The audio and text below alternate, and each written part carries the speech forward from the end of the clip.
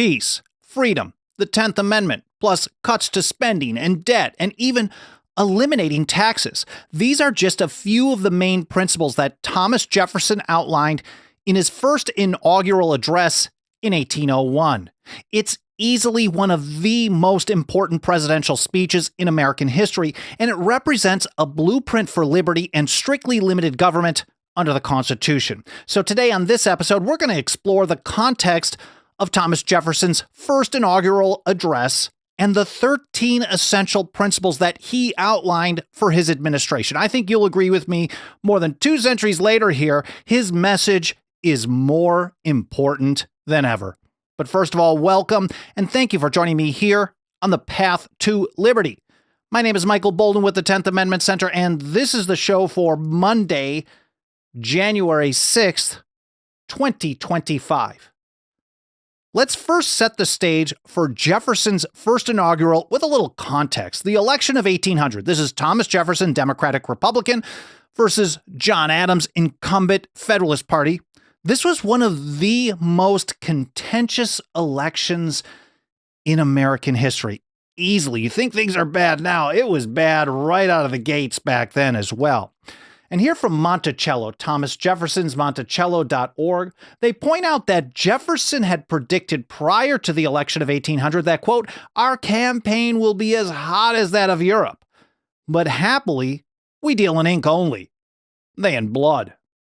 They continue that he noted that the nation's newspapers were, quote, teeming with every falsehood they can invent for defamation. They were hammering on both sides, depending on who was writing, of course. President John Adams, seeking re-election on the Federalist ticket, was labeled a monarchist. Vice President Jefferson was called an atheist. Both candidates were declared enemies of the Constitution. And really, the mudslinging was far from the worst of it. The election ended in a tie, not in the Electoral College, not between Jefferson and Adams, but between Thomas Jefferson and his vice presidential running mate, Aaron Burr. Each of them had 73 votes. John Adams had 65. And this is because before the 12th Amendment, there was no separate vote for vice president, so the 2 leading vote getters were both from the same party. And the interesting twist is that the House was actually, so that means the choice of who becomes president gets thrown to the House of Representatives. And the House of Representatives was controlled by the incumbents party, the Federalist Party, and John Adams was out of it. So they had to choose between 2 members of the enemy party, the opponents, the Democratic Republican Party. This is Thomas Jefferson and Aaron Burr. And Alexander Hamilton got pretty deeply involved in this as well. Here from Gilder Lehrman Institute, they point out that the election of 1800 provided Alexander Hamilton, former Secretary of the Treasury, with a dilemma, a tie between Thomas Jefferson, a man whose principles were in direct opposition to Hamilton's own, and Aaron Burr, a man that Hamilton believed to have no principles at all. I've got a letter from Hamilton that here in just a moment that pretty well sums this all up. But they continue. As the House of Representatives prepared to vote to break the deadlock, Hamilton conducted a furious letter-writing campaign to urge fellow Federalists to vote for Jefferson. I mean, Jefferson was top of the ticket, so his party, his side, were going to probably choose him. Everybody understood this. But many of the Federalists were actually siding with Burr because they hated the Jeffersonian principles. It was so opposite of the Hamiltonian side, the Federalist side, the high nationalist side. We could call it that as well. But Hamilton took this position. Here, for example, he wrote a number of letters, but here's one to Harrison Gray Otis, December of 1800. He said, Mr. Jefferson, though too revolutionary in his notions, is yet a lover of liberty and will be desirous of something like orderly government.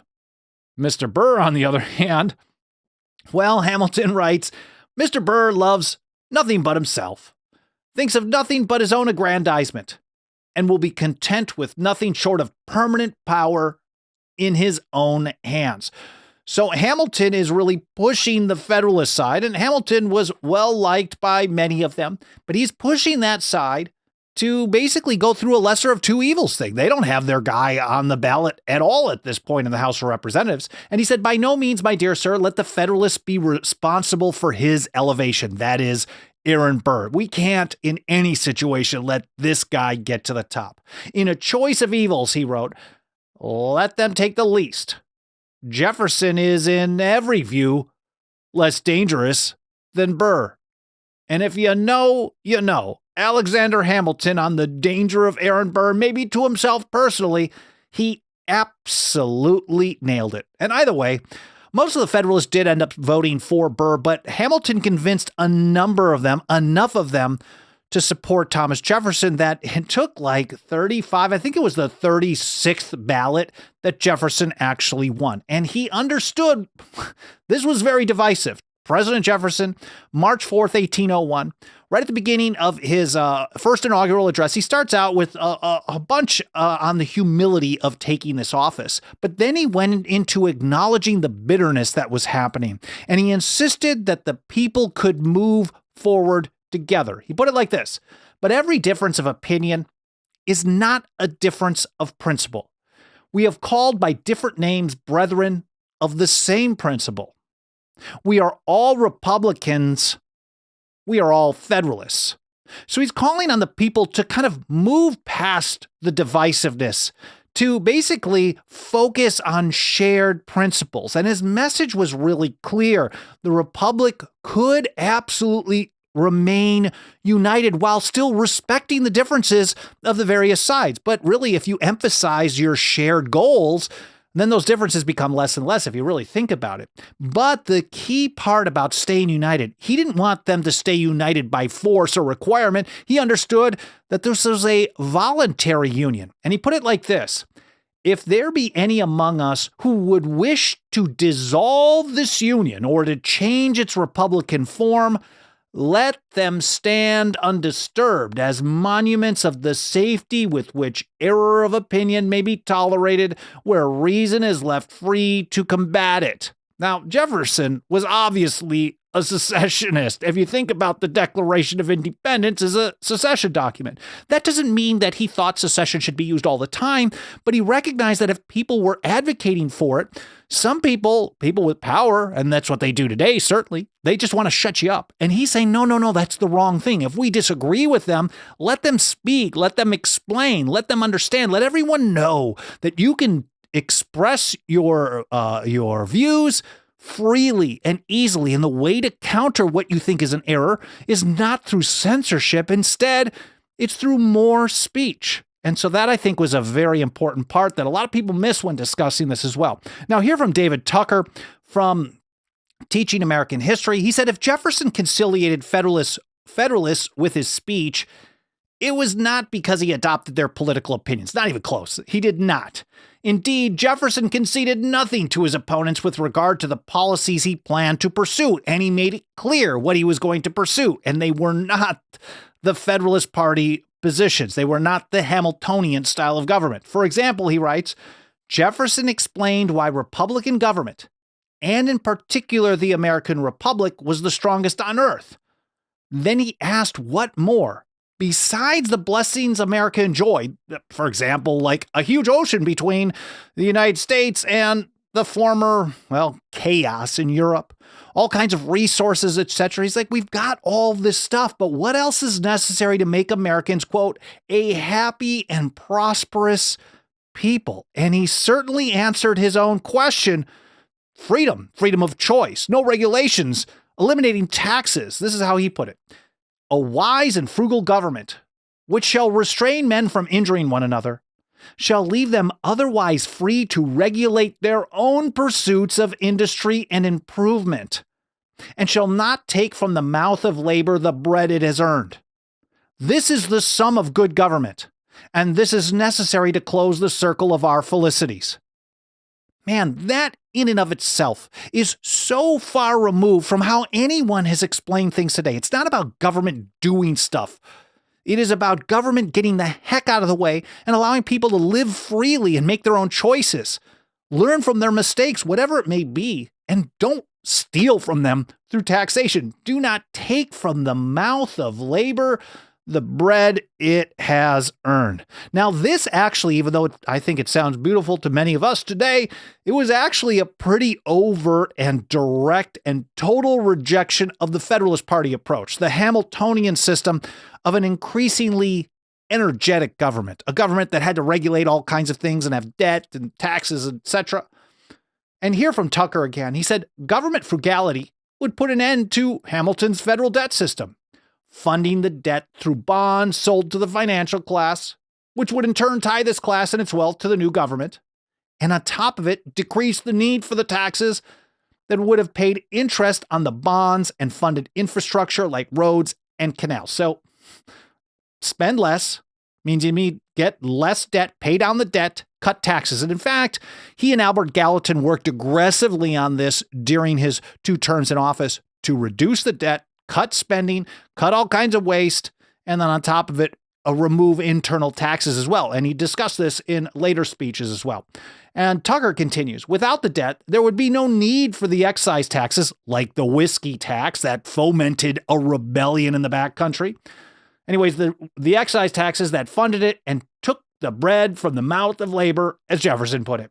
Nor would the government Jefferson outlined be one to regulate the pursuits of industry, as Hamilton had proposed in his report on manufacture. So if you think about all the tens of thousands of pages of regulations we have on the books today, Jefferson's saying, no, we don't need to regulate none of it.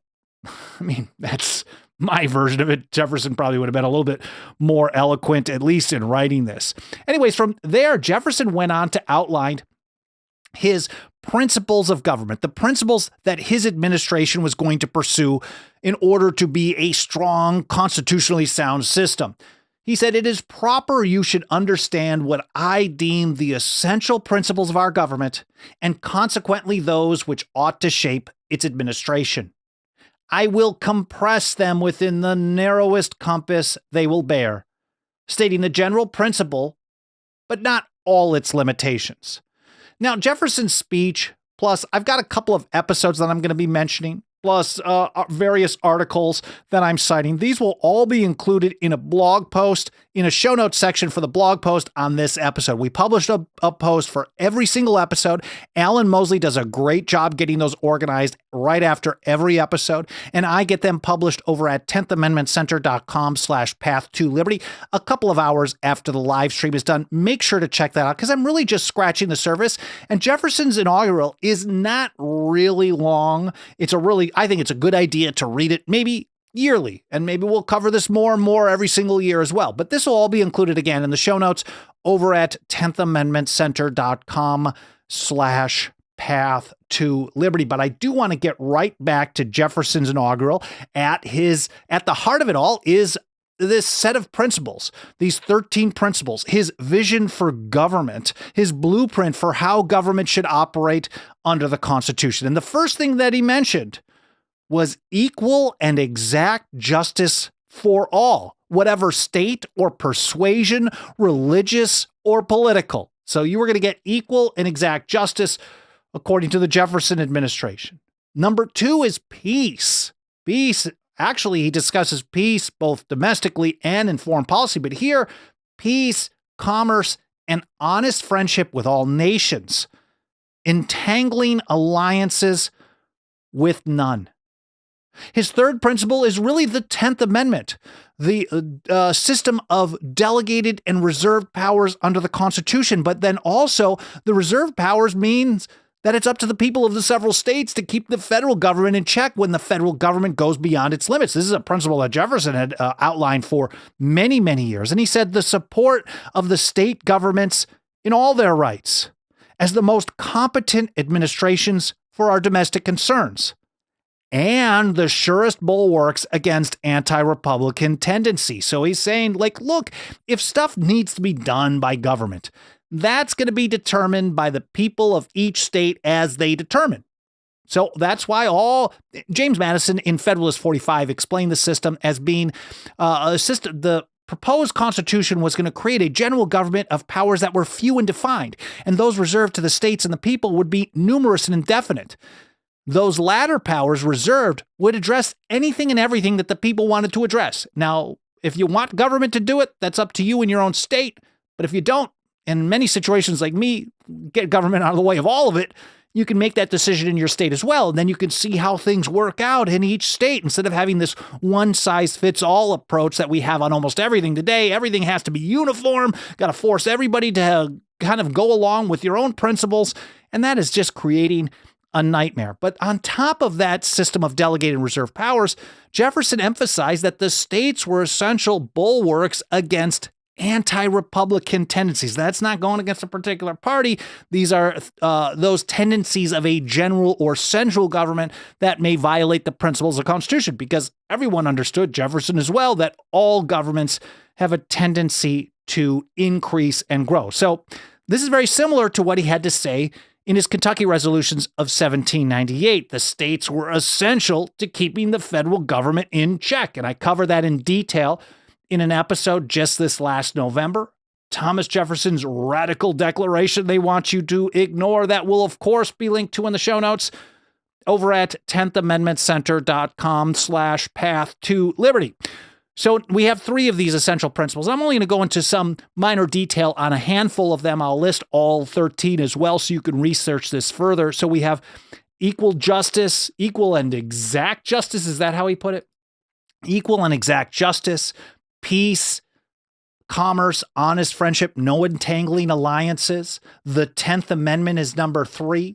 And number 4, he's a big supporter of the natural right of self-defense, the right to keep and bear arms. He said, a well-disciplined militia, our best reliance in peace, and for the first moments of war till regulars may relieve them. Now, to the founding generation, an effective and strong militia, a well-organized, well-disciplined militia, isn't like most people consider it today. This is talking about the whole body of the people.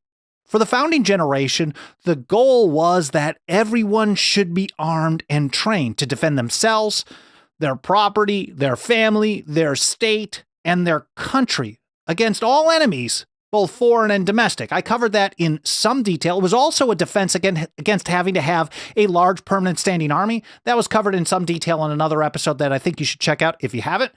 Militia versus standing army, the founder's view, that will be linked to in the show notes as well. Now, principle number 5 is that got to cut spending and debt. If you just cut spending, but you don't reduce the debt, you keep that debt, you keep racking up interest, you're going to have a problem, vice versa. And you can't get rid of taxes unless you cut the spending that the taxes are funding as well. We'll get to taxes here in just a moment, but cut spending and debt. And here's how Jefferson put it.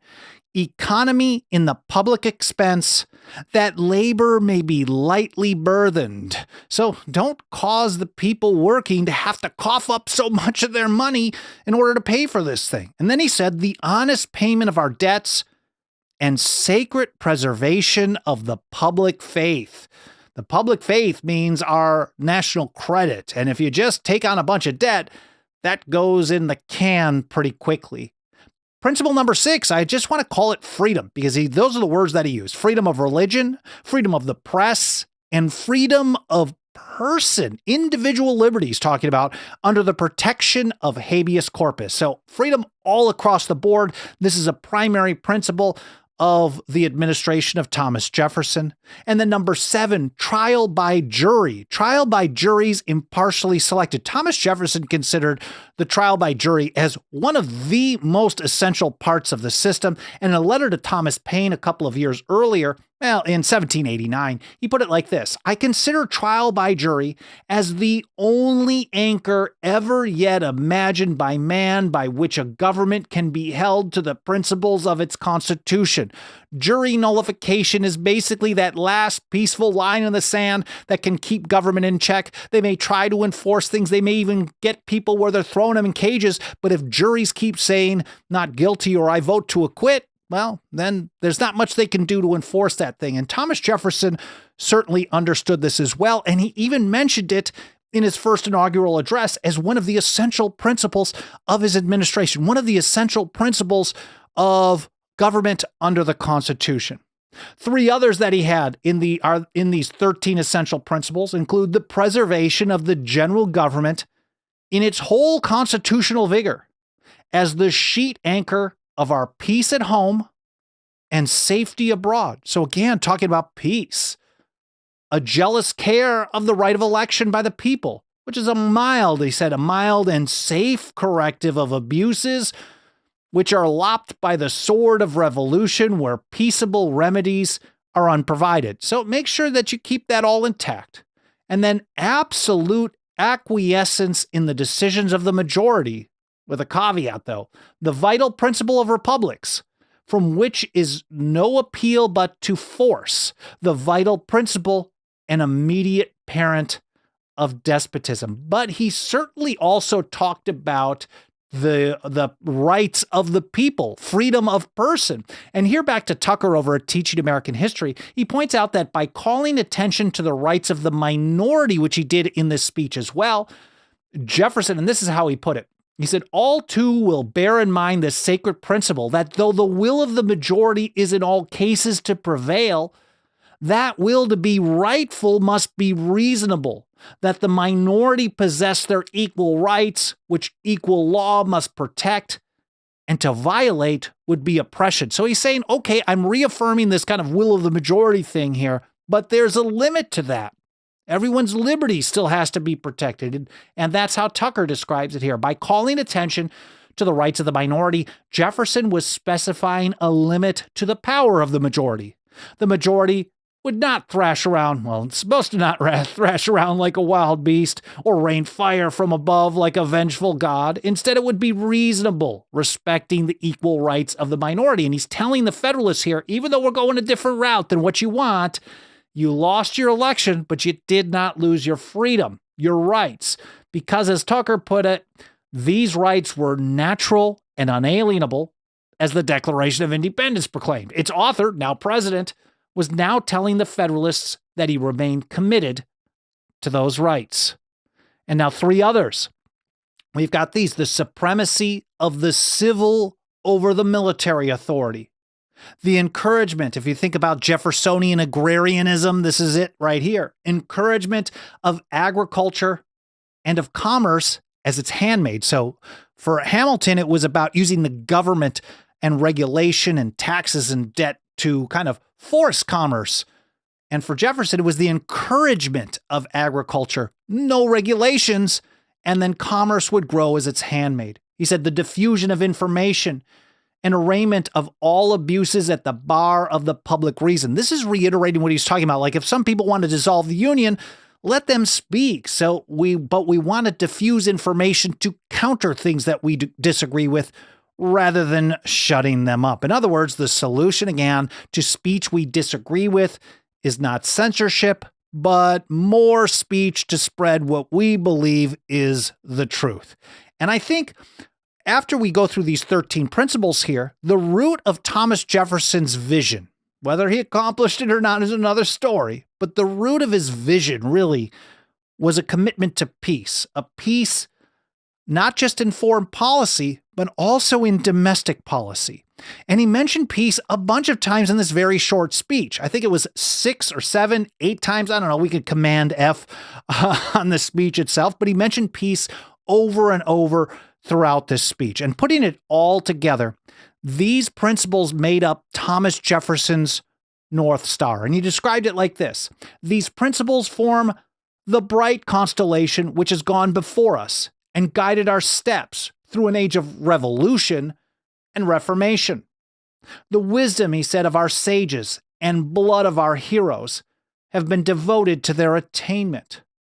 They should be the creed of our political faith, the text of civic instruction, the touchstone by which to try the services of those we trust. In other words, they should be our standard for all time. These are our standard for today. And should we wander from them in moments of error or of alarm, let us hasten to retrace our steps and to regain the road which alone leads to peace, liberty, and safety. Again, peace and freedom, that's how we get safety. We cannot be happy unless we're free, is how the penman of the American Revolution once put it. And Jefferson is reiterating that type of message here. Now, Jefferson's humility, it kicked it off with some humility as well. I think it's really one of the defining characteristics of his entire address here, and he even went so far as to point out his own kind of imperfections. I'm a human. I'm going to make a bunch of errors. And I think it was pretty striking honesty, especially in comparison to modern politicians who never seem to admit they ever make a mistake, or they go out of their way to say, I'm never wrong. Well, everything I've done has been right. And that's not what Thomas Jefferson was getting at here. He said, I shall often go wrong through defect of judgment. Right when he starts, I'm going to make mistakes. George Washington had a very similar type of a message as well. He said, when right, I shall often be thought wrong by those whose positions will not command a view of the whole ground. I ask your indulgence for my own errors, which will never be intentional, and your support against the errors of others who may condemn what they would not if seen in all its parts. And I think Jefferson's closing words really reiterated the radical principle of the American Revolution that government isn't your boss, government isn't a set of rulers. Instead, government is merely an agent of the people of the several states. And even as president, he was merely serving as their agent as well. He said, relying then on the patronage of your goodwill, I advance with obedience to the work, ready to retire from it whenever you become sensible how much better choice it is in your power to make. I'm here until you tell me you don't want me anymore, is what he's saying. And may that infinite power, which rules the destinies of the universe, lead our counsels to what is best and give them a favorable issue for your peace and prosperity. Again, he's closing out with a message of peace and prosperity together. Now, if you're like me and you've ever had to do a presentation or a speech and you're really concerned about it, it's a big deal, you sometimes check with your closest confidants, the people that you look up to sometimes, people that you can trust, people that maybe know better than you on what they think about it. And who did Thomas Jefferson write to about his inaugural address? Well, it wasn't James Madison. It wasn't any of the usual suspects. Instead, he wrote to Samuel Adams, the father of the American Revolution. Here's a letter of March 29th, 1801. It'll be in the show notes as well. He says, in meditating the matter of that address, I often asked myself, is this exactly in the spirit of the patriarch of liberty, Samuel Adams? Is it as he would express it? Will he approve of it? I have felt a great deal for our country in the times we have seen, but individually for no one so much as yourself. So he is very concerned with whether or not, it's fascinating to think of the humility here. Thomas Jefferson, author of the Declaration of Independence, author of the Kentucky Resolutions, already vice president, he was Secretary of State. Now he's president as well, and he's still writing to old Samuel Adams. Did I do a good job? Did I express this properly? He said it would. Instead, he also adds, it would have been better off if Samuel Adams was president. It would have been a day of glory, which should have called you to the first office of the administration. But give us your counsel, my friend, and give us your blessing. And be assured that there exists not in the heart of man a more faithful esteem than mine to you, and that I shall ever bear you the most affectionate veneration and respect. It was just a few weeks later that Samuel Adams got back to Thomas Jefferson, and he said, I sincerely congratulate our country on the arrival of the day of glory, which is called you, and he highlighted you, to the first office in the administration of our federal government. And then he says, look, I'm old. This is not for me anymore. He said, but be assured that my esteem for you is as cordial, if possible, as yours is to me. Though an old man cannot advise you, he can give you his blessing. You have devoutly my blessing and my prayers. And Thomas Jefferson's principles weren't just a guide for his administration alone. They really should be seen as our benchmarks for government under the Constitution today. And that's part of why we work so hard here at the 10th Amendment Center to reach and teach more and more people with these essential foundational principles of the Constitution and liberty, and absolutely nothing helps us roll up our sleeves and get this work done every single day more than the financial faith and support of our members. If you got a couple of bucks of that dirty government fiat that they quickly devalue year in and year out, please consider throwing it our way. No one punches above their weight class better than the TAC. Our membership program starts out at just $2 a month. over at 10thamendmentcenter.com/members. That's all spelled out, 10thamendmentcenter.com/members. We also have annual, 5-year, and lifetime options. I'd be very grateful to any consideration you could give to joining us today. You can also make a one-time contribution, a gift to support our work over at 10thamendmentcenter.com/donate. And while I'm here, I want to take a quick moment to share a very huge thank you to just a handful of people who have joined us as members lately. There's David in Texas, Jacqueline in Virginia, Yan in New York, or Jan, I apologize if I get your name wrong, but I'm very grateful for the support. Scott in Florida, Carrie in Arizona, and Sheldon in Tennessee. Thank you all, and thank you for everyone who's already a member and support us. Thank you to everyone that I didn't mention. Thank you for those of you who are supporting us in ways other than finance. You can, of course, smash the like button, subscribe, get notifications, leave reviews on Apple Podcasts or any other podcast platform. The watch time on the video platforms, the more watch time you have, the more likely the algorithm will pick up on the fact that the video is awesome and other people should see it. So all that stuff really helps us spread the word. I'm very grateful for you being here. I hope this episode made you think. I hope you learned something. That's more important than anything. And I hope to see you next time here on the path to liberty.